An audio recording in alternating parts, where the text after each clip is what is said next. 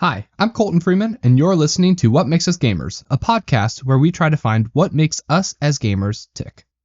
One of the biggest gaming controversies throughout the years has been video game to movie adaptations. You know, those shows and movies that take a popular gaming IP and put it onto the big screen or onto your home TV. And these adaptations are commonly hated by the fans of the original franchises. But why? Well, if you ask any gamer, they're all pretty much going to tell you the same thing. That they're just bad adaptations. And if you watch any of the shows or movies they're referring to, you'll understand why. Bad stories, miscastings, and just an overall butching of the beloved IP. But I have always wondered, what exactly makes them such bad adaptations? What goes on with the production of these films to make them such a horrible rendition of the video game that predated them? To answer this, we'll first have to get an understanding of what exactly people love about the video games that are being adapted into films. With this, it's important to take note of the psychology behind playing video games. According to Outschool.com, different video games can fulfill different needs on the spectrum of Maslow's hierarchy of needs, which is a pyramid diagram of what we as humans need in order to live fulfilled lives. Outschool found that most games actually fall under the belongingness and love needs, which is the third highest tier of the pyramid and encapsulates friendships and intimate relationships. Most people play games to feel connected to someone or something. This is why online multiplayer games are so popular, even the ones where your main objective is to fight against other people. This is also why story games are so popular, with you as the player playing as a character and guiding them through a story that you get to watch unfold as you progress. Story games are some of the most popular video games ever, ranging from the horrors of Resident Evil to the gunslinging adventures of Red Dead Redemption. The interactability of these games, their stories, and their characters allow them to connect with players on a personal level, almost as if the person was simply playing with a friend. That's why games of this type are so well loved. And wouldn't you know it, these are typically the games that are getting developed for films and shows. The aspects of story and characters have always been common controversies with video game movies. Ever since the 90s with the live-action Super Mario Bros. Movie, games have been getting film adaptations, oftentimes to the dismay of either critics or the fans of the game franchise. One example of this is 2002's Resident Evil, which got horrible critical reviews but came out to relatively decent fanfare.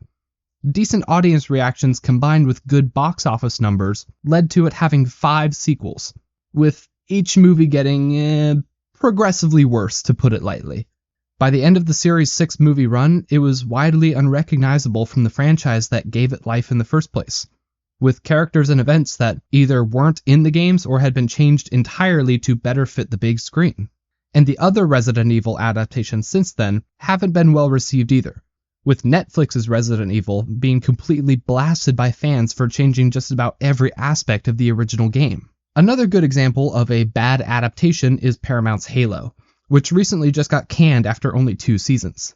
The show received decent reviews from critics in the industry, but was widely criticized by the people who played and enjoyed the games it was based on. And the reason for this was mostly, wouldn't you guess, the storyline, with people online saying that it strayed too far from Halo's original story and changed the characters too much for people's liking. Then, most recently, we got the Borderlands movie, which premiered to an extremely rare 0% on Rotten Tomatoes. This has steadily risen to 9% at the time of me writing this script, which is still terrible. The movie was heavily criticized for having a messy story and being extremely miscast. The miscasting comments are the result of Lionsgate, the company that produced it, opting for an all-star cast that didn't quite understand how to truly play their characters. Characters that were already well established in the games and were already loved by many. I think the pattern here is becoming obvious. The companies that produce these movies and shows often don't consider how well received the games were beforehand. This often happens during pre-production in the writer's room. In some cases, it's simply the challenge of how to adapt a video game into a movie. However, in other cases, it's more about ego and politics than anything else. With Paramount's Halo, showrunner Stephen Kane said in an interview with Variety that neither him nor the writers even looked at the Halo games before writing the script for the first season. In his exact words, he said, and I quote, "We didn't look at the game. We didn't talk about the game. We talked about the characters and the world, so I never felt limited by it being a game." End quote. This style of directing and writing really showed through in Halo, largely with the character of Master Chief being completely different from what fans had grown accustomed to, and not in a good way. The biggest thing for a lot of fans is that Chief in the show would often take off his helmet, even in instances where it was extremely inappropriate. Others regard Paramount's Chief as snarky and rude, especially to his AI companion Cortana, which he never was that in the games.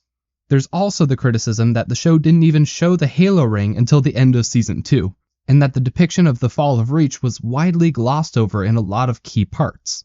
It's mentalities such as this that make an adaptation completely different from the source material, and that goes with any form of media.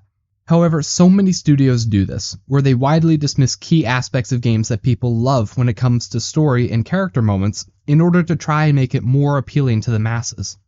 Remember why we mostly play games in the first place: to have a connection with something or someone. If a film changes a beloved aspect of the material it's based on, whether that be a game or a book or even another movie or show, then it alienates the core audience and makes it hard for them to fall in love with the new product. Now, not all adaptations are bad. Recently, there was Amazon Prime Video's Fallout, which is based on the game franchise of the same name. There's also HBO's The Last of Us and Netflix's Arcane, which is based on League of Legends. These are all TV shows that were widely praised by critics, fans, and general audiences who knew nothing about the games that came beforehand. Now, what's different about these three, you may ask?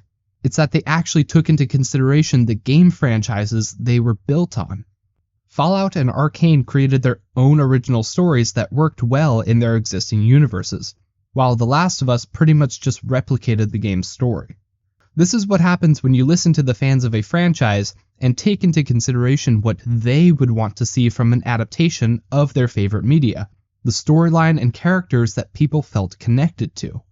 Hopefully, moving forward, things can be learned from both the good and the bad.